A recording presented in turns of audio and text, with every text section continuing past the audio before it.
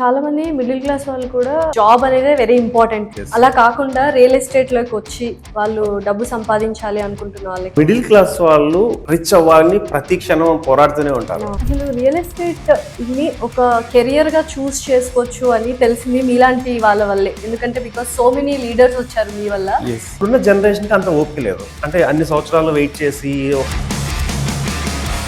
Degree complete అయిన వ్యక్తి real estate career గా చూస్ చేసుకోవాలంటే ట్రైనింగ్ అనేది ఎన్ని మంత్స్ ఉంటుంది? కస్టమర్ ని ఎలా హ్యాండిల్ చేయాలి, కస్టమర్ ని ఎక్కడ పట్టుకోవాలి, లీడ్స్ ఎలా వస్తాయి, సేల్స్ అమ్మడం అనేది, అంటే ఒక ప్లాట్ అమ్మడం అనేది ఇట్ ఇస్ టఫెస్ట్ జాబ్ నాకు తెలిసి. ఇది వరకు ఏం తెలిసేది కాదు కస్టమర్ కూడా. ఇప్పుడు మాకెంత నాలెడ్జ్ ఉందో కస్టమర్ కూడా అంత నాలెడ్జ్ ఉంది. ఓవరాల్ గా రియల్ ఎస్టేట్ ఏజెంట్స్ లాగా మారాలి, ఒక కెరియర్ ఆప్షన్ గా చూస్ చేసుకోవాలి అంటే ఎవరికైనా సేల్ కావాలి అంటే customer is the God.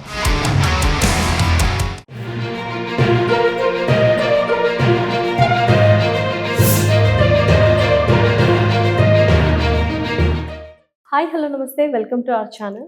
So ప్రస్తుతం మనతో పాటు ఉన్న గెస్ట్ రియల్ ఎస్టేట్ ఎక్స్పర్ట్, వేల మందికి ట్రైనింగ్ ఇచ్చి అండ్ వందల మంది లీడర్స్ ని రియల్ ఎస్టేట్ లో తయారు చేశారు. Is none other than mister Aryan గారు. ఆర్యన్ గారు నమస్తే. నమస్తే లస్సి గారు, ఎలా ఉన్నారు? I'm good, thank you. మీరు ఎలా ఉన్నారు? యా గ్రేట్ అండి. అసలు రియల్ ఎస్టేట్ ని ఒక కెరియర్ గా చూస్ చేసుకోవచ్చు అని తెలిసింది మీలాంటి వాళ్ళ వల్లే. ఎందుకంటే బికాస్ సో మెనీ లీడర్స్ వచ్చారు మీ వల్ల. సో ఎలాగా కెరియర్ గా ఆప్ట్ చేసుకోవచ్చు అసలు రియల్ ఎస్టేట్? గుడ్ క్వశ్చన్ అండి, చాలా మందికి ఉపయోగపడే క్వశ్చన్. ఏంటంటే ఇప్పుడు రియల్ ఎస్టేట్ కార్పొరేట్ సెక్టార్ గా మూవ్ అయింది. ఒకప్పుడు ఎలా ఉండేదంటే రియల్ ఎస్టేట్ చాలా అన్ఆర్గనైజ్డ్ సెక్టార్ గా ఉండేది. దాంట్లో ఎవరైనా చేయాలైనా భయం ఉండేది. లేడీస్ అయితే అసలు ఆ టైప్ ఆఫ్ రియల్ ఎస్టేట్కి వచ్చేవాళ్లే కాదు. సో ఇప్పుడు కార్పొరేట్ స్టైల్లో రావడంతో, అంటే లైక్ మీకు పెద్ద పెద్ద కంపెనీలు మైక్రోసాఫ్ట్ కానీ, ఒరాకిల్ కానీ, ఇలాంటి పెద్ద పెద్ద కంపెనీలు ఎలా అయితే మేనేజ్ చేస్తున్నాయో ఆ విధంగా రియల్ ఎస్టేట్ అనేది కార్పొరేట్ రియల్ ఎస్టేట్ కింద రెడీ అయింది. అయితే మీకు ఒక చిన్న లాజిక్ చెప్తాను. మనం ఇంచుమించు ఒక 10 years 10th క్లాస్ అయిన తర్వాత మళ్ళీ ఇంటర్ లేదా బీటెక్ ఇవన్నీ చేస్తే ఒక 15 years కష్టపడితే ఒక డిగ్రీ మన చేతికి వస్తే నియర్లీ 15 నుంచి 20 లక్షలు మనం ఖర్చు పెడతాం ఎడ్యుకేషన్ కంప్లీట్ అయ్యే వరకు. సో ఇంత ఖర్చు పెడితే మనకు వచ్చే ఫస్ట్ స్టార్టింగ్ శాలరీ 25,000 నుంచి 30,000 ఉంటుంది.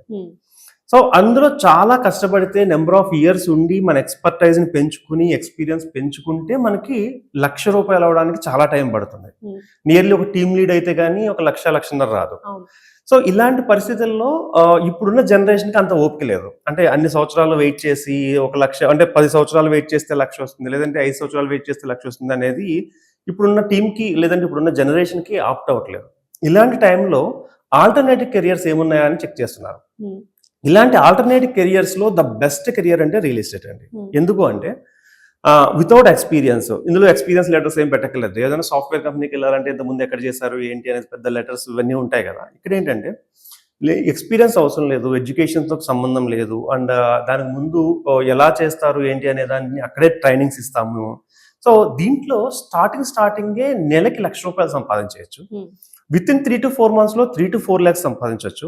ఒక 1 year డౌన్ ది లైన్ చూసుకుంటే వాళ్ళ యొక్క ఎఫర్ట్స్ ఎంత ఎక్కువ పెడితే అంత ఎక్కువ సంపాదించుకోవచ్చు. అంటే నా దగ్గర ఉన్న టీంలో మీరు చెక్ చేస్తే ఫస్ట్ స్టార్టింగ్ నెలతో 1 month కి 1 lakh సంపాదించిన వాళ్ళు ఉన్నారు. అది 3 months అయ్యేసరికి 2 to 3 lakhs సంపాదించారు. 6 months అయ్యేసరికి 5 lakhs మినిమం ఎప్పుడు సంపాదిస్తున్నారు. కన్సిస్టెంట్ గా ఉంటుందా ఇన్కమ్ అనేది? Good question. ఎందుకంటే చాలా మంది అడిగే క్వశ్చన్ కూడా మమ్మల్ని ఏంటంటే, మేము కొంతమంది మా దగ్గరికి జాబ్స్ వదులుకుని కూడా వస్తున్నారు. అంటే వాళ్ళని మేము అబ్జర్వ్ చేసింది ఏంటంటే, వాళ్ళ దగ్గర నుంచి మేము తీసుకున్న ఇన్పుట్ ఏంటంటే జాబ్లు వదులుకోవడం, అంటే 1 lakh 1.5 lakhs సంపాదించే జాబ్లు వదులు కూడా మా దగ్గరికి వస్తున్నారు. అంటే వాళ్ళు చెప్పే చిన్న టెక్నిక్ ఏంటంటే చాలా బాగుంటుంది.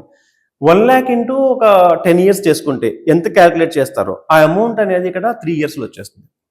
10 years వీళ్ళు కష్టపడి 1.5 lakhs లో 2 years లో కూడా వచ్చేస్తుంది. బాగా కష్టపడితే 1 year లో వచ్చేస్తుంది. సో దీనివల్ల ఏమవుతుందంటే దీని ఆల్టర్నేటివ్ కెరీర్ కింద చాలా మంది నేర్చుకుంటున్నారు. నేను వచ్చేసి నాది MSc ఫిజిక్స్, అండ్ నేనంటే మాస్టర్స్ చేసిన వాళ్ళు కూడా ఈ ఫీల్డ్ లోకి ఎందుకు వస్తున్నారు అంటే, దీన్ని కార్పొరేట్ రియల్ ఎస్టేట్ అనేది అంత బలంగా స్టార్ట్ అయ్యింది. అట్ ది సేమ్ టైం ఏంటంటే ప్రతి ఒక్కరికి దెర్ ఇస్ అన్ ఆపర్చునిటీ. ఎంత సంపాదించుకోవాలనుకున్నా వాళ్ళ యొక్క క్యాపబిలిటీ ఇక్కడ లక్షలు కాదు కోట్లలో కూడా సంపాదించుకోవాలన్నారు. నా దగ్గర నేను 1000 మంది ట్రైనింగ్ ఇచ్చాను. 100 members లీడర్స్ ఉన్నారు. అందులో 10 members నియర్లీ ఒక 5 to 10 members కోటీశ్వర్లు లేని కూడా ఉన్నారు. బికాజ్ ఏంటి అంటే ఈ కెరియర్ లో గ్రోత్ అలా ఉంటుంది. దీన్ని అన్స్టాపబుల్ అనుకోవచ్చు అనమాట. సో దీంట్లో లేడీస్ కూడా ఇప్పుడు వస్తున్నారు. లైక్ కొన్ని టీమ్ లీడ్స్ చేసిన వాళ్ళు కానీ, చదువుకున్న వాళ్ళు అందరినీ అక్కుని చేర్చుకుంటుంది రియల్ ఎస్టేట్. అంటే దీంట్లో ఏముండాలి, అంటే ఈ రియల్ ఎస్టేట్ ఇన్ని లక్షలు వస్తుంది కదా, మరి what is the qualities you required అంటే, సో ఫస్ట్ హానెస్టీ ఉండాలండి, హార్డ్ వర్క్ చేయగలిగి ఉండాలి, అండ్ ఎమోషనల్ ఇంటెలిజెన్స్ అంటాం దాన్ని. అంటే ఇక్కడ ఏంటంటే కస్టమర్తో డీల్ చేసినప్పుడు కస్టమర్ ఇస్ ద కింగ్. ఆయన ఏదైనా అడుగుతాడు, ఏదైనా ఎంతకైనా అడుగుతాడు ఒక ప్రైస్ చెప్పిన తర్వాత. సో వాళ్ళని బ్యాలెన్స్ మైండ్తో మీరు చేయగలిగితే అక్కడ డీల్ క్లోజ్ అయితే, ఆ క్లోజ్ అయిన డీల్కి మనకి ఒక అమౌంట్ అనేది వస్తుంది. కొంతమందికి 50,000, 70,000, 1 lakh అలా వస్తుంది. సో ఇక్కడ కావాల్సింది ఏంటంటే కొంచెం పేషెన్సీ, ల్యాండ్ డీలింగ్లో ఉండాల్సిన పేషెన్సీ అండి. ఇంకోటి నెక్స్ట్ ఏంటంటే వాళ్ళకి ఒక హానెస్టీ ఉండాలి. ఎందుకంటే ఇవాళ ఒకటి ఏదైతే చెప్తారో మళ్ళీ ఎప్పటికీ అదే చెప్పగలిగి ఉండాలి. అంటే కస్టమర్ కొన్ని మన కమిట్మెంట్స్ ఇస్తూ ఉంటాం, దాని మీద నిలబడగలిగి ఉండాలి. దెన్ అప్పుడు వీళ్ళ గ్రోత్కి ఎక్కడ కూడా అడ్డుపడదు అన్నమాట. అయితే ఫ్రెషర్ ఒక పర్సన్, ఒక డిగ్రీ కంప్లీట్ అయిన వ్యక్తి రియల్ ఎస్టేట్ కెరియర్ గా చూస్ చేసుకోవాలంటే ట్రైనింగ్ అనేది ఎన్ని మంత్స్ ఉంటుంది, ఎంత పీరియడ్? ఓకే, సో చాలా మంది మా దగ్గరికి బీటెక్ అయిన కంప్లీట్ అయిన వాళ్ళు చాలా మంది వస్తారు. బీటెక్ అని లేదంటే డిగ్రీస్ కంప్లీట్ అయిన వాళ్ళు వస్తారు. సో వాళ్ళు అదే కెరియర్ గా స్టార్ట్ చేసుకున్న వాళ్ళు కూడా ఉన్నారు. అందులో సక్సెస్ అయిన వాళ్ళు కూడా ఉన్నారు మా దగ్గర. అంటే మేము ఏం చేస్తామంటే ప్రతి వీక్ లో ఒక ట్రైనింగ్ ఇస్తాం. ఒక వీక్ లో ఒక 1.5 hour 2 hours ట్రైనింగ్ ఉంటుంది. ఆఫ్టర్ దట్ దాని అయిన తర్వాత ప్రాజెక్ట్స్ ట్రైనింగ్ ఉంటుంది. దాని తర్వాత సైట్ విజిట్ చేయిస్తాం. సైట్ కూడా చూసిన తర్వాత వాళ్ళకి ఒక అవగాహన వస్తుంది. తర్వాత అత్యంత ఇంపార్టెంట్ ఏంటంటే కస్టమర్ హ్యాండ్లింగ్. కస్టమర్ని ఎలా హ్యాండిల్ చేయాలి, కస్టమర్ని ఎక్కడ పట్టుకోవాలి, లీడ్స్ ఎలా వస్తాయి, ఈ డీటెయిల్స్ అన్ని వాళ్ళకి క్లియర్ గా 1 by 1 లీడ్ సోర్సెస్ ఏంటి, ఎలా స్టార్ట్ చేయాలి, ఇవన్నీ కూడా అవడానికి 6 months టైం పడుతుంది. అంటే యాక్చువల్ గా ఒక లీడర్ ప్రాపర్ లీడర్ గా ఎదగడానికి 3 నుంచి 6 నెలల టైం పడుతుంది. ఇఫ్ హీఈస్ ఎ సీరియస్ గై, అంటే అతను సీరియస్ గా మనం కమిట్మెంట్ తో చేయగలిగితే మేము చెప్పింది తీసుకుంటూ వెళ్ళిపోతే ఇవన్నీ ఫ్రీ ట్రైనింగ్స్. దీనికి ఏమి మనం చార్జెస్ ఏమి ఉండదు. బట్ నేర్చుకోవాల్సింది ఏంటంటే లీడర్ నుంచి నేర్చుకోవాల్సింది దీంట్లో నుంచి. అంటే పాతకాలంలో గురువులు శిష్యులకి ఎలాగైతే బోధించేవాళ్ళు దాని నుంచి చేసుకోవాల్సిందే, కానీ దీనికి ఏమైనా బుక్స్ కానీ ట్రైనింగ్ మెటీరియల్ కానీ లేదంటే పెద్ద పెద్ద కంపెనీస్ ట్రైనింగ్ ఇవ్వడం కానీ లేదు. సో ఇది గురు పరంపర లాగా ఒక పర్సన్ మనము మెంటార్ కింద పెంచుకుంటాము. ఆ మెంటార్ చెప్పిన దాన్ని చేసుకుంటూ వెళ్ళిపోతే 100% సక్సెస్ అవ్వడం చాలా ఈజీ.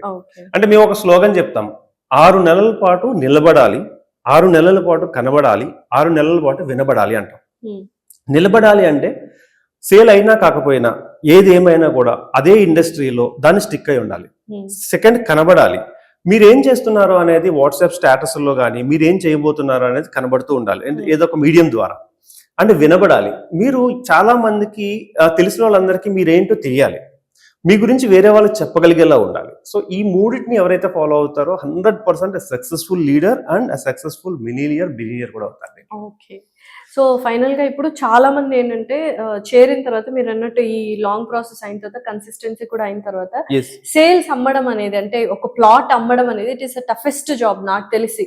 ఒక సర్జరీ కానీ లేకపోతే ఇంజనీరింగ్ సాఫ్ట్వేర్ యాప్ కానీ ఇదంతా చేయొచ్చు, కానీ ఒక కస్టమర్ ని మనము వాళ్ళని సాటిస్ఫై చేసి అమ్మించుకోవడం అనేది it is very biggest task. Marketing చెప్పాలంటే 100% అది ఇప్పుడు ఇంకా కష్టమైంది. Because n number of people వచ్చేసారు. కస్టమర్ చాలా తెలివిగా, అంటే ప్రతిదీ కూడా అంటే అవేర్నెస్ ఎక్కువైపోయింది కస్టమర్ కి. అంటే ఇది వరకు ఏం తెలిసేది కాదు కస్టమర్ కూడా. ఇప్పుడు మాకెంత నాలెడ్జ్ ఉందో కస్టమర్ కూడా అంత నాలెడ్జ్ ఉంటుంది. మాకు తెలియని కూడా ఆయన చెప్తున్నాడు. అంత నాలెడ్జబుల్ కస్టమర్ ని ఎలా డీల్ చేయాలి, ఇది చాలా టఫెస్ట్. అయితే ఇక్కడ నేను చెప్పేది ఏంటంటే కస్టమర్ని డీల్ చేసే విధానం అనేది నేర్చుకుంటే చాలా ఈజీ, నేర్చుకోకపోతే అత్యంత టఫెస్ట్ అయిన జాబ్. ఈ టెక్నిక్ చిన్న లేయర్ టెక్నిక్ అనమాట. అంటే అది నేర్చుకోవడము, ఆ టెక్నిక్ తెలియకపోతే సేల్స్ మనకు కాదు, మనం చేయలేము, మన వల్ల కాదు, రియల్ ఎస్టేట్ పని చేయదు, ఇట్లా నెగిటివ్ థాట్స్ తో బయటకు వెళ్ళిపోతారు. వీళ్ళు వెళ్ళిపోవడమే కాదు, కొత్త వాళ్ళందరినీ మొత్తం అందరినీ డిస్టర్బ్ చేస్తూ ఉంటారు. సో ఇలాంటప్పుడు ఏమంటున్నానంటే ఎవరికైనా సేల్ కావాలి అంటే customer is the God.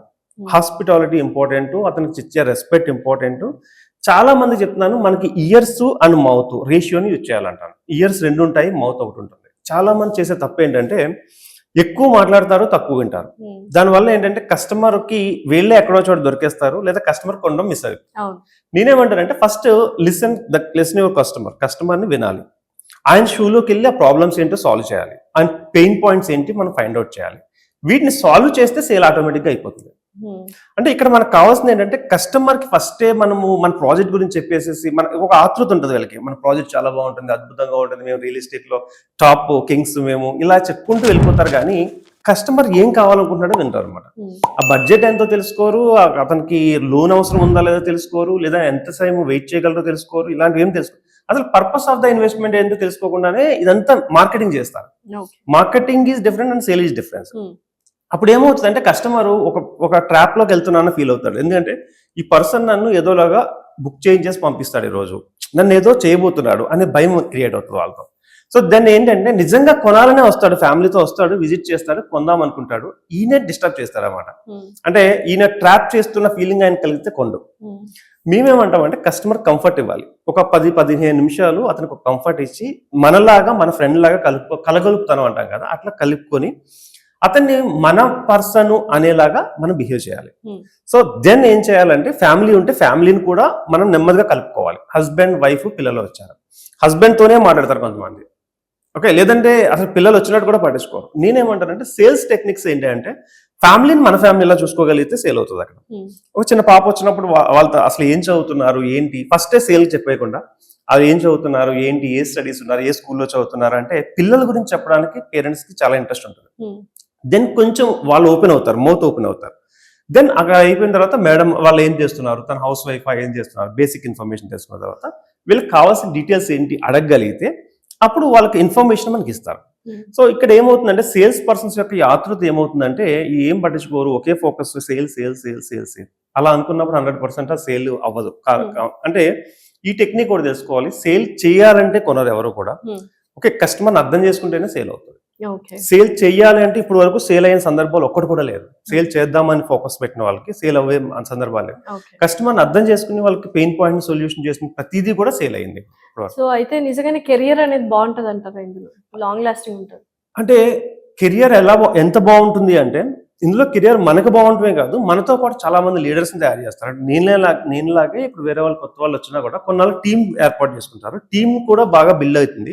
So వాళ్ళ కెరియర్ బాగుంటుంది, తక్కువ టైంలో సోషల్ స్టేటస్ పెరుగుతుంది, తక్కువ టైంలో సమాజంలో మంచి గౌరవం పెరుగుతుంది, డబ్బులు లక్షల్లో సంపాదించవచ్చు. అట్ ది సేమ్ టైం వీళ్ళకి బ్యాంక్ బ్యాలెన్స్ బాగుంటుంది. ఆ బ్యాంక్ బ్యాలెన్సే కాన్ఫిడెన్స్. మనకి ఒక సినిమా లక్కీ భాస్కర్ సినిమాలో చెప్తారు ఏంటంటే ఇక్కడ మధ్యతరగతి వాళ్ళు ఎలా బిహేవ్ చేస్తారు అంటే ఏదన్నా ఉంటే డబ్బుతోనే కొనాలి, డబ్బుతోనే కొట్టాలి, ఓకే, డబ్బు చేతి మీద ఒంటి మీద కనబడితేనే ఇక్కడ మనుషులు చూస్తారంటారు. అంటే ఇది నిజమండి. ఇప్పుడు మీరు కంపేర్ చేసుకుంటే రిలేటివ్స్ లో కానీ ఎక్కడైనా కూడా డబ్బు మాత్రమే మ్యాటర్స్. మీరు ఏ కార్లో దిగుతున్నారు, మీ ఒంటి మీద ఆర్నమెంట్స్ ఏమున్నాయి, మీ స్టేటస్ ఏంటి, ఏ ఇంట్లో ఉంటున్నారు, మీరు వెళ్ళాకున్నారు, ఇట్లాంటివన్నిటినీ కూడా మీ బిహేవియర్ ని వాళ్ళు ఐడెంటిఫై చేసుకుంటారు. సో దెన్ ఇలాంటి లగ్జరీ అన్ని కూడా తక్కువ టైంలో వచ్చే ఏకైక బిజినెస్ ఏంటి అంటే మన రియల్ ఎస్టేట్. మోసాలు ఎక్కువ జరుగుతాయి అంటే రియల్ ఎస్టేట్ ఏజెంట్స్ కూడా కొంతమంది మోసపోతారు అని విన్నాను. అది ఎలాగా? బికాజ్ ఇప్పుడు ఓన్లీ ఏజెంట్స్ గురించి మాట్లాడుకున్నాం కాబట్టి వాళ్ళు ఎలా మోసపోతారు అసలు? అంటే ఏజెంట్స్ ఎలా మోసపోతారంటే ఒక మంచి ఇంపార్టెంట్ క్వశ్చన్ అడిగారు. చాలా మంది ఏజెంట్స్ మోసపోతున్నారు. ఆ మోసపోయే దాంట్లో రియల్ ఎస్టేట్ అంటే వాళ్ళకి ఒక విరక్తి పుడుతుంది. ఎందుకంటే వీళ్ళు సెలెక్ట్ చేసుకునే కంపెనీ ఫస్ట్ ప్లానింగ్ లేకుండా సెలెక్ట్ చేసుకుంటారు. అంటే సెలెక్ట్ చేసుకునే కంపెనీ ఎలా ఉండాలి అంటే వాళ్ళ బ్యాక్గ్రౌండ్ తెలుసుకుని ఉండాలి, వాళ్ళు ఇంతకు ముందు వాళ్ళ యొక్క రిజిస్ట్రేషన్స్ ప్రాసెస్ ఎలా ఉందో తెలుసుకోవాలి, లీగల్గా క్లియర్గా ఉన్నారా లేదా తెలుసుకోవాలి, పేమెంట్స్ టైంకి ఇస్తున్నారా లేదా, ఒక సేల్ చేస్తే మనకు కొంచెం డబ్బులు వస్తాయి, అది టైంకి ఇస్తున్నారా లేదా, ఇవేమీ తెలుసుకోరు. ఒక అమౌంట్ వస్తుంది అంటే వెళ్ళిపోతారు. అంటే యాక్చువల్గా గుడ్ కంపెనీస్ అన్ని కూడా తక్కువ అమౌంట్ ఇస్తాయి. అంటే కంపేర్ చేసుకుంటే ఎక్కువగా బోర్డు తిప్పేసి కంపెనీలన్నీ ఎక్కువ ఎర్ర చూపిస్తాయి. అంటే ఫర్ ఎగ్జాంపుల్ ఒక మంచి కంపెనీలో సేల్ చేస్తే మనకు 50,000 నుంచి 70,000 వస్తుంది, కానీ బోర్డు తిప్పేసి కంపెనీలో సేల్ చేస్తే 3 లక్షలు వస్తుంది. ఈ టెక్నిక్ వాళ్ళు తెలుసుకోకపోవడం ఏమవుతుందంటే ఆశ, అంటే గ్రీడీకి వెళ్ళిపోయి అక్కడ ఎక్కువ వస్తుందని వెళ్ళిపోతారు. కానీ అక్కడ డబ్బులు ఇస్తాం కాదు, ఆ కంపెనీ బ్యాక్గ్రౌండ్ ఏంటి, వాళ్ళు చేస్తున్నారా లేదా, ఇంతకుముందు ఎన్ని సేల్స్ చేస్తుంటారు వీళ్ళు, ఇవన్నీ టాలీ చేసుకోకుండా లీడర్ ఎలా ఉన్నాడు, మనం పైన లీడర్ కూడా కరెక్ట్ గా లేకపోతే వీళ్ళ అంటే లీడరు ఒక కన్యూస్ గా కానీ లేదంటే గ్రీడీగా కానీ అతనే ఉండటం వల్ల తనకు వచ్చిన డబ్బులు వీళ్ళకి షేర్ చేయకపోవడము, ఇలాంటి చాలా లాసెస్ ఉంటాయి అనమాట. అదే పెద్ద కంపెనీల్లో లీడర్ ఇచ్చే ప్రాసెస్ ఉండదు. Company will give all the people. అంటే మధ్యలో లీడర్ వేరే వాళ్ళకి ఇవ్వడము, ఈ ప్రాసెస్ అంతా కట్ చేసుకుని. సో కార్పొరేట్ కంపెనీల్లో శాలరీస్ ఎలా వస్తాయి, సేమ్ అలాగే సేల్ అయిన వెంటనే శాలరీ లాగా ఒక పేమెంట్ వచ్చేస్తుంది. అంటే సెలెక్షన్ ఈజ్ ఇంపార్టెంట్. అంటే కంపెనీ సెలెక్షన్ క్రైటీరియా ఉండాలి, అంటే రిక్వైర్మెంట్స్ ఏమైనా ఉండాలి, ఇటువంటి కంపెనీనే సెలెక్ట్ చేసుకోవాలి, ఒక చెక్ లిస్ట్ పెట్టుకోవాలా?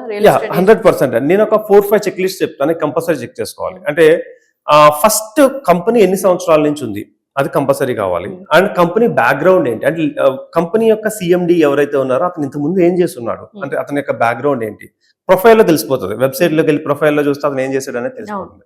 నెక్స్ట్ వీళ్ళ లీగాలిటీ ఎలా ఉంది, అంటే లీగల్ గా వీళ్ళు ఏమేమి డాక్యుమెంట్స్ ఇస్తున్నారు. అంటే 30 years లింక్ డాక్యుమెంట్స్ ఇస్తాం. మా కంపెనీ ఇప్పుడు ఆధురి గ్రూప్ ఉంది, మేము ప్రతి ఒక్కరికి 30 నుంచి 50 ఇయర్స్ లింక్ డాక్యుమెంట్స్ ఇస్తాము. At the same time 10 years free maintenance ఇస్తాం. అంటే కస్టమర్ కి కావాల్సినంత కంపెనీయే ఇస్తుంది. ఇక్కడ ఏజెంట్ కి ఏమి సంబంధం ఉండదు. సేల్ చేసి కంప్లీట్ అయిన తర్వాత టోటల్ రెస్పాన్సిబిలిటీ కంపెనీ తీసుకుంటుంది.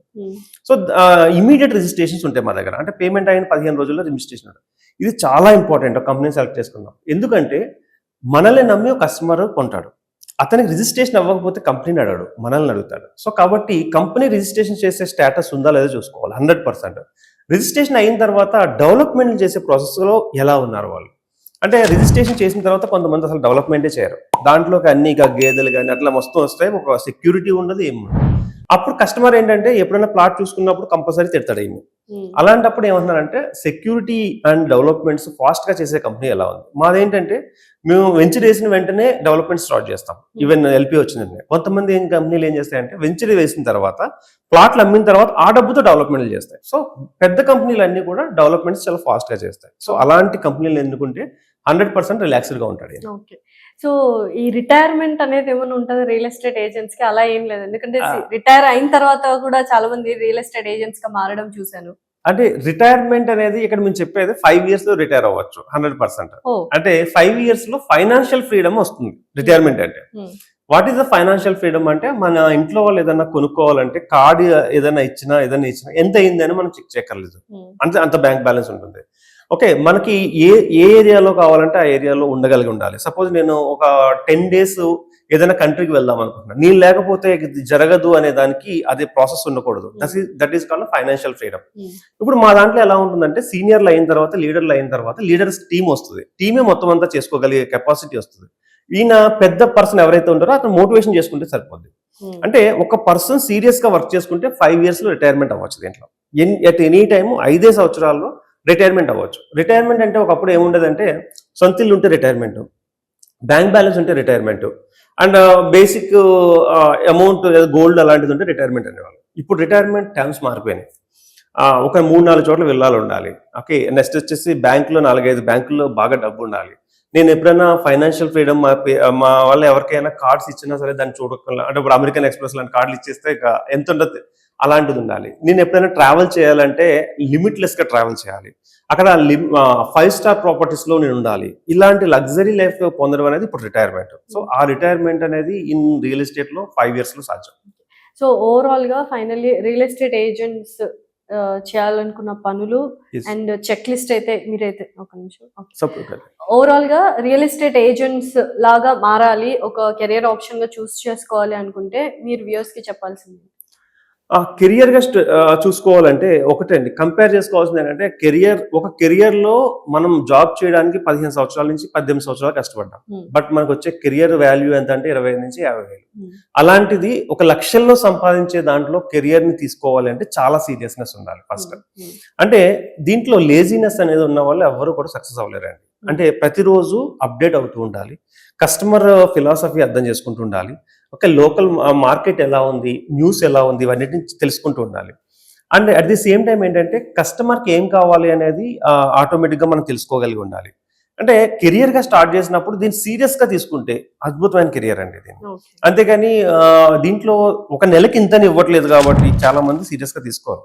వచ్చేది లక్షల్లో వస్తుంది, బట్ నెలకి ఇంతని కంపల్సరీ రాదు. కాబట్టి వాళ్ళు ఏంటంటే ఖాళీ ఉన్నప్పుడు చేద్దాం అనుకుంటారు, ఫ్రీ టైంలో చేద్దాం అనుకుంటారు, డబ్బులు కూడా అలానే వస్తాయి. సో ఫుల్ టైం చేయగలిగితే 8 hours పాటు ప్రతిరోజు దీని మీద ఫోకస్ చేసి చేసుకోగలిగితే నెలకి 10 లక్షలు ఈజీగా సంపాదించవచ్చు, హ్యాపీగా సంపాదించవచ్చు. సో చాలా మంది మిడిల్ క్లాస్ వాళ్ళు కూడా ఫైనాన్షియల్ ఫ్రీడమ్ కోరుకుంటారు, అండ్ బట్ వాళ్ళకి ఏంటంటే జాబ్ అనేది వెరీ ఇంపార్టెంట్ థింగ్. అలా కాకుండా రియల్ ఎస్టేట్ లోకి వచ్చి వాళ్ళు డబ్బు సంపాదించాలి అనుకుంటున్న వాళ్ళకి, మధ్యతరగతి వాళ్ళకి మీరు ఏమని సలహా ఇస్తారు? సో ఎక్సలెంట్ క్వశ్చన్ అండి.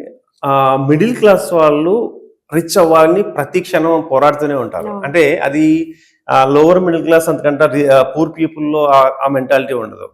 రిచ్ అయిన వాళ్ళలో 95% మిడిల్ క్లాస్ వాళ్ళే.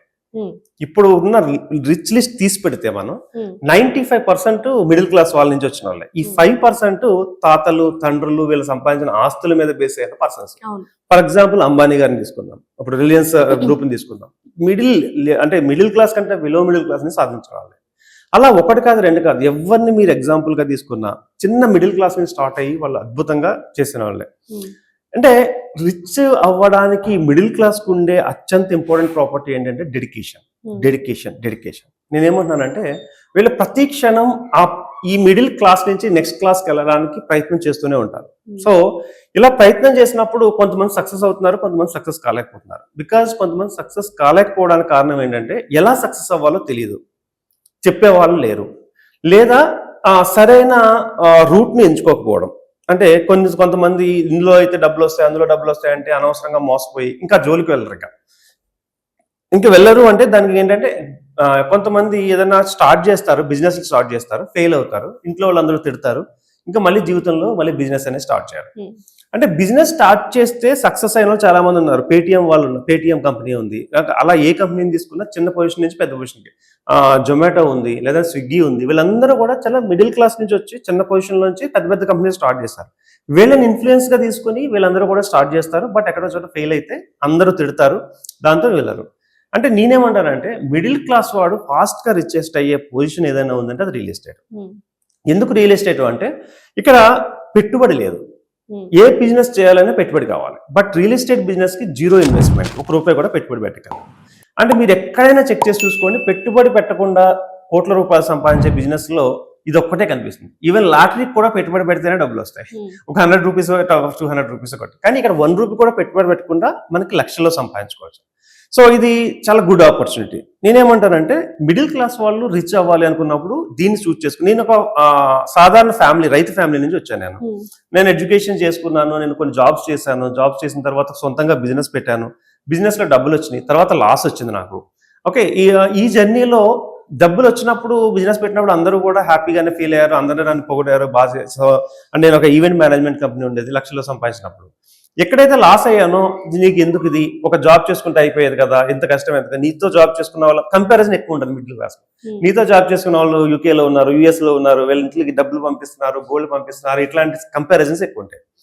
వన్స్ ఒకసారి నేను జీరో అయిపోయి నెగిటివ్ లోకి వెళ్ళిపోయాను. అంటే ఎంత నెగిటివ్ అంటే ఒక 60 lakhs మైనస్ లోకి వచ్చేసాను అప్పుడు. దెన్ అంటే మిడిల్ క్లాస్ మెంటాలిటీ ఎలా ఉంటుందంటే, అంత ముందు వరకు అందరూ పొగిడి నన్ను ప్రతి ఒక్కళ్ళు కూడా లైఫ్ లో నువ్వు చేసిన తప్పు ఏదైనా ఉంది అంటే అది బిజినెస్ చేయడమే, లైఫ్ లో నువ్వు ఏదైనా రాంగ్ చేసావంటే అది బిజినెస్ చేయడమే. సో దీని నుంచి నేను ఎలా బయటపడ్డానంటే, మీరు బిలీవ్ మీ ఆర్ నాట్, నేను రియల్ ఎస్టేట్ లోకి వచ్చాను. సాధారణంగా ఒక జనరల్ గా ఒక క్లాస్ విన్నాను, వాళ్ళు చెప్పింది నేను ఓపెన్ చేశాను. లక్షల్లో సంపాదించు అంటే నేను నమ్మలేదు. అంటే రియల్ ఎస్టేట్ లో లక్షల్లో సంపాదించు అంటే అందరిలాగే నేను కూడా ఏదో జస్ట్ అలా చెప్తున్నారా అంత ఉండదు అనుకున్నా. కానీ చాలా చాలా ఆపర్చునిటీస్ ట్రై చేసిన తర్వాత, దీంట్లోకి వచ్చిన తర్వాత నాకు ఒకసారి చూద్దామని వెళ్ళాను, నాకు కనెక్ట్ అయ్యాను. అంటే ఈ 65 లక్షల అప్పుని నేను 7 నెలల్లో తీర్చేశాను, ఓన్లీ రియల్ ఎస్టేట్ లోనే. అది కూడా నేను ఇంచుమించు 8 hours ప్లేస్ నేను 15-16 hours కష్టపడ్డా. సో అంటే అంత తక్కువ టైంలో ఇన్ని లక్షల అప్పు తీర్చడం అనేది ఒక రియల్ ఎస్టేట్ లోనే సాధ్యం. రియల్ ఎస్టేట్ లోనే మిడిల్ క్లాస్ కి ఎందుకు సాధ్యం అంటున్నానంటే, మిడిల్ క్లాస్ వాళ్ళకి ఉన్న డిటర్మినేషన్ చాలా పెద్దది. దీనికి ఒక చిన్న స్టోరీ చెప్తాను మీకు.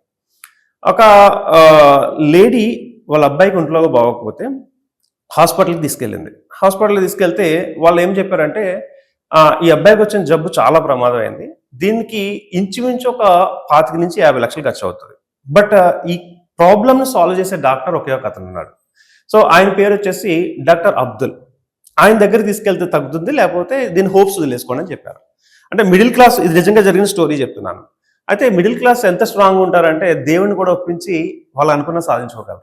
ఫర్ ఎగ్జాంపుల్ అప్పుడు ఏమైందంటే, తిను 50 లక్షలు ఖర్చు పెట్టుకోలేదు, ఎందుకంటే రోజు కూలి, వంట పనులు అవి చేసుకునే ఆవిడ ఒక 50 లక్షలు 25 లక్షలు ఖర్చు పెట్టుకోలేదు. మలేషియాలో ఉన్న డాక్టర్ అబ్దుల్ అనే అతన్ని కలవలేదు.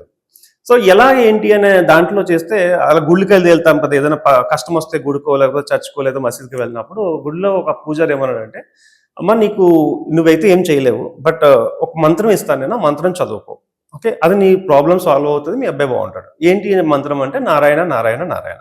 నీకు పనిలో ఉన్నప్పుడు, ఖాళీగా ఉన్నప్పుడు, పడుకున్నప్పుడు ఏదైనా ఇదే పెట్టుకోవాలి. సో ఆవిడ చాలా సీరియస్గా చేసింది. ఎందుకంటే డిటర్మినేషన్ విషయంలో మిడిల్ క్లాస్ చాలా ప్రాపర్గా ఉంటారు. చేస్తూ ఉంది, వదిలేసింది. రోజులు గడుస్తున్నాయి, ఇంకా నెల రోజులు మాత్రమే టైం ఉంది, నెల రోజుల్లో చేయకపోతే అబ్బాయి చనిపోతాడు. సో ఇది ప్రయత్నం అయితే చేస్తూ ఉంది. ఈ లోపల ఒక డాక్టర్కి డాక్టరేట్ వచ్చింది.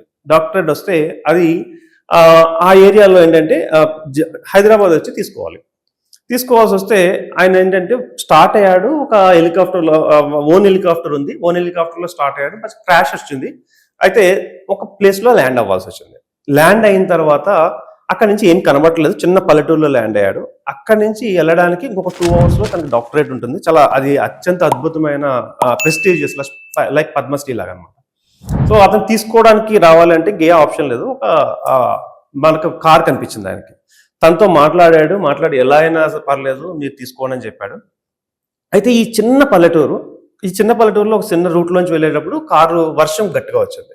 కారు ఎక్కడికి ముందుకు వెళ్ళలేని పరిస్థితి. డ్రైవర్ చెప్పాడు, సార్ ఎక్కడికంటే ముందుకు వెళ్ళలేను, నా కారు కూడా పాడవుతుంది, దయచేసి దిగిపోండి అన్నాడు.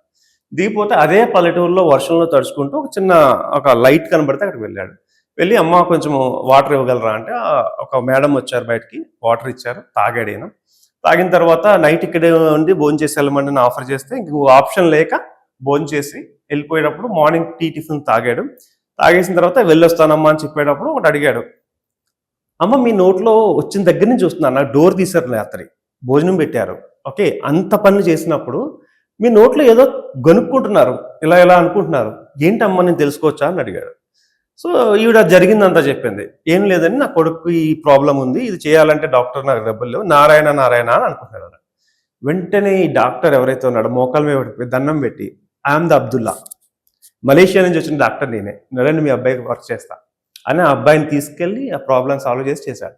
అంటే ఇంత డిటర్మినేషన్ ఉంటుంది మిడిల్ క్లాస్ వాళ్ళకి. ఇది సీరియస్గా జరిగింది కదా ఇది. నేనేమంటున్నానంటే సంపాదించాలని కసుండి, అంటే లైఫ్లో మన ఫ్యామిలీని నెక్స్ట్ పొజిషన్లో పెట్టాలనుకుంటే, మన ఫ్యామిలీకి ఒక బెస్ట్ పొజిషన్ ఇవ్వాలనుకుంటే, రియల్ ఎస్టేట్లో ఓపిక్గా 5 సంవత్సరాలు ఎవరైనా నిలబడగలిగితే 100% చెప్తున్నాను, ప్రతి మూడు యుగాలకు ఒకసారి రిచ్నెస్ వస్తుందంట. అంటే ఇప్పుడు ఒక పర్సన్ రిచ్ అయితే ఒక 3 తరాల వరకు ఆస్తి తరగదంట. అది కనుక మిడిల్ క్లాస్లో ఉన్న మనం ఎవరైనా చేయగలిగితే 3 తరాలకు సంబంధించిన ఆస్తిని సంపాదించి పెట్టుకోవడమే కాదు, మన పేరు చెప్పుకొని ఇంకొక 2 తరాలు హ్యాపీగా తినాలి అంటే 100% ద బెస్ట్ పొజిషన్ ఏది ఏంటంటే ప్రొఫెషన్ రియల్ ఎస్టేట్ అండి. ఓకే. సో నెక్స్ట్ ఇప్పుడు 3 to 5 ప్లాట్స్ అమ్మాలి అంటే ఏం చేయాలి అసలు? స్టేట్లో నేను చెప్పినట్టు కెరియర్ స్టార్ట్ చేశారు. కెరియర్ స్టార్ట్ చేసిన తర్వాత అందరూ లక్షల్లో సంపాదించుకోవచ్చు అని చెప్తారు. బట్ ఇతనికి ఏ పని చేసినా ఎవరిని కనెక్ట్ అయినా కస్టమర్ ఏమో కన్వర్ట్ అవడు. మీరు ఇందాక చెప్పారు చాలా కష్టం కదా ఒక కస్టమర్ని కన్వర్ట్ చేయడం అని. దెన్ ఏమవుద్దంటే ఆ పాజిటివ్నెస్ అంతా నెగిటివ్ అయిపోతుంది. అంటే చేయలేనేమో అనుకుంటాడు. సో ఇలాంటి టైంలో నేను ఇచ్చే సజెషన్ ఏంటంటే, నా దగ్గర ఉన్న టీం ప్రతి ఒక్కళ్ళు కూడా 3 నుంచి 5 సేల్స్ హ్యాపీగా చేసుకుంటారు. ఎలా చేసుకుంటారంటే చిన్న టెక్నిక్. ఫస్ట్ మనం 3 నుంచి 5 సేల్స్ చేయాలంటే ఫస్ట్ మనం ఒక సేల్ చేయాలి. అదేదో ఫస్ట్ మాత్రం కష్టపడాల్సి వస్తుంది. తర్వాత మనలాంటి డూప్లికేట్లు నాకు 2-3 తయారు చేయాలి. దట్ ఈస్, నేను ఇండస్ట్రీలోకి వచ్చిన తర్వాత నాకు నా డూప్లికేట్ ఎవరుంటారు అంటే నా ఫ్రెండ్ ఒక అతన్ని తీసుకొచ్చి నేను ఎలా ట్రైన్ అయ్యానో తనకి అలాగే ట్రైన్ ఇచ్చాను. So now he is the director. ఇంకొక ఫ్రెండ్ తయారు చేసుకున్నాను. అలా మనకు తెలిసిన ఫ్రెండ్స్ని, సర్కిల్స్ని, నైబర్స్ని, రిటైర్డ్ పీపుల్ని, లేడీస్ని, ఇలా ఎవరినైనా సరే ఇంక్లూడ్ చేసుకుంటూ ఒక చిన్న టీం తయారు చేసుకోవాలి. ఇప్పుడు మనకి ఏం నేర్చుకున్నామో వీళ్ళకి అదంతా ఎక్స్ప్లెయిన్ చేయాలి. దెన్ ఏమవుతుందంటే ఒక team of people all know only real estate sales. Then వీళ్ళందరూ కూడా సండే రోజున కస్టమర్ని తీసుకురావడానికి ట్రై చేస్తూ ఉంటారు. ఈ ప్రాసెస్లో ఒక జరిగేది ఏంటంటే కొంతమందికి నెగిటివ్లోకి వెళ్ళిపోతూ ఉంటారు, భయపడుతూ ఉంటారు. వీళ్ళకి పాజిటివ్గా అఫర్మేషన్స్ చెప్పడం. సెకండ్ వన్ ఏంటంటే ఈగోస్ ఉంటాయి. ఒక 2-3 సేల్స్ చేసిన వెంటనే ఒక్కొక్కరికి ఒక 2-3 లక్షలు వచ్చిన వెంటనే ఇంకా నన్ను మించినోడు లేడని కొంతమంది ఉంటారు. వీళ్ళందరికీ ఇది కాదు లైఫ్, నెక్స్ట్ ఇంకా లైఫ్ ఉంది. ఈవెన్ టాటా లాంటి వాళ్ళు కూడా ఇవ్వలేదు, అన్ని కోట్లు సంపాదిస్తారు, వాళ్ళ బ్యాగ్ వాళ్ళే మోసుకుంటారు. ఈవెన్ మీకు ఐడియా ఉందో లేదా, ఆయన ఎప్పుడైనా ఫ్లైట్ నుంచి దిగిన వెంటనే తన సూట్ కేసు డ్రైవర్ సైజ్ అవ్వడానికి కూడా ఇష్టపడ్డు. అన్ని కోట్లు సంపాదించిన ఆయనకి వెళ్ళినప్పుడు మనం ఎంత. సో ఇలాంటి చెప్పిన తర్వాత టీంని జాగ్రత్తగా మెయింటైన్ చేసుకోగలిగితే ఇందులో ఏం లేదండి. ఒక 100 మందిని కనెక్ట్ అయితే 10 మంది రెస్పాండ్ అవుతారు. ఎక్కువ మందిని కనెక్ట్ అయితే 10 మంది అలా సేల్స్ వస్తూనే ఉంటాయి. సో 100 మందిని కనెక్ట్ అయితే 10 మంది వస్తారు. ఆ 10 మందిలో 2-3 కొంటారు. సో అంటే నెంబర్ని పెంచుకుంటూ వెళ్ళిపోయామనుకోండి, ఆటోమేటిక్గా అద్భుతంగా మీకు 2-3 సేల్స్ చేసుకోవడం ఈజీ అవుతుంది. ప్రతిసారి ఏం చేయాలంటే 2-3 సేల్స్ చేయాలంటే కనీసం వాళ్ళు ఒక సేల్కి 5 సైట్ విజిట్లు పెట్టాలి. సో 5 సైట్ విజిట్లు పెడితే 2-3 క్యాన్సిల్ అవుతారు, 3లో 2 కొంటామంటారు, 1 కొంటారు. సో ఇది లెక్క ఉంటుంది అనమాట. అంటే ఆ 3 సేల్స్ చేయాలంటే 15 సైట్ విజిట్లు పెట్టాలి. 15 సైట్ విజిట్లు పెట్టాలంటే వీక్ అంతటిని కేటగిరీ చేసుకుని డెమోస్ అంటాం అనమాట. వెళ్ళి కస్టమర్కి మన గురించి చెప్పడం అంటాం. సో ఇదంతా మేము ప్రాసెస్ ట్రైనింగ్లో నేర్పిస్తాం. ఇప్పుడు మా దగ్గరికి వచ్చిన ప్రతి ఒక్కరికి ఇది ఎలా చేయాలి ఏంటి కౌంటింగ్తో సహా నేర్పిస్తాం అన్నమాట. సో ఈ డెమోస్ ఇచ్చినప్పుడు ఏమవుతుందంటే డెమోస్లోనే వాళ్ళ కొంటారా కొనరా మనకు అర్థమైపోతుంది. సో డెమోస్ ఇవ్వాలంటే ఇంకొక 5 అన్నట్టు అనమాట. ఇప్పుడు ఇక్కడ 15 మళ్ళీ 5 అంటే 75 మెంబర్స్ డెమో ఇస్తే 25 మెంబర్స్ వస్తే ఒక దాంట్లో 3 to 4 సేల్స్ ఈజీగా అవుతాయి. 3 to 4 సేల్స్ అయిన తర్వాత వాళ్ళకి వచ్చే రెవెన్యూ రఫ్గా అంటే కొంచెం సీనియర్స్ అయిన తర్వాత ఫుల్ టైం చేసిన వాళ్ళకి 5 నుంచి 6 lakhs అవుతుంది. ఎవరికి వాళ్ళదే వస్తుంది, మళ్ళీ ఈ టీం అంతా పంచుకునే అవసరం లేదు, ఎవరి సేల్ అయినా వాళ్ళకి వస్తుంది. అంటే సీనియర్కి ఒక 1 రూపీ వెళ్తూ ఉంటుంది అనమాట దీంట్లో. ఓకే. సో తర్వాత రియల్ ఎస్టేట్ టీమ్‌ని బిల్డ్ చేయడం ఎలాగా? గుడ్ క్వశ్చన్ అండి. రియల్ ఎస్టేట్ అనేది కార్పొరేట్ ఎలా అయింది అంటే టీంని బిల్డ్ చేసుకుంటేనే కార్పొరేట్ స్టైల్లో మనం సంపాదించవచ్చు. నేను చెప్పిన లక్షలు కానీ కోట్లు కానీ సంపాదించాలంటే సింగిల్గా పోరాడితే ఏమవ్వదు. అంటే సింగిల్గా మనం 4 అడుగులు వేయగలుగుతాం, టీంతో వేల లక్షల అడుగులు వేయగలం. అంటే టీం యొక్క బెనిఫిట్ ఏంటంటే ఇందులో నేను జాయిన్ అయ్యాను, నా కింద నా ఫ్రెండ్స్నో రిలేటివ్స్నో ఎవరో ఒకరిని జాయిన్ చేశాను, వాళ్ళు సేల్ చేసినా నాకు ₹1 వస్తుంది. అంటే ఇది ఒక సిస్టమ్ ఉంటుంది అనమాట. సో నేను ఒక 20 మందిని జాయిన్ చేసుకుంటే 20 మంది సేల్స్ నుంచి నాకు ₹1 నాకు వస్తుంది. ఫర్ ఎగ్జాంపుల్ వాళ్ళకి లక్షల్లో వస్తుంది, నాకు వేలల్లో ఒక 20,000 30,000 వస్తుంది. అంటే కొన్ని రోజులకి ఏమవుతుందంటే డిస్ట్రిబ్యూషన్షిప్లో అనమాట. ఇప్పుడు కోకోకోలా బాటిల్ ఉంటుంది, అది మీకు ఇక్కడ సపోజ్ ఏదైనా చిన్న షాప్లో అమ్మితే వాళ్ళకి ₹1 వస్తుంది అనుకుందాం, కానీ డిస్ట్రిబ్యూటర్ అని చెప్తారు కదా, వాళ్ళకి 10 పైసలే వస్తుంది, బట్ లక్షల్లో సంపాదిస్తారు. బికాజ్ ఏంటంటే ఇలాంటి షాపులు వాళ్ళకి లక్షలు ఉంటాయి. అలా మనకు కూడా ఏంటంటే నెంబర్ ఆఫ్ పీపుల్, నాకు ఒక 2,000 మంది టీం ఉన్నారు.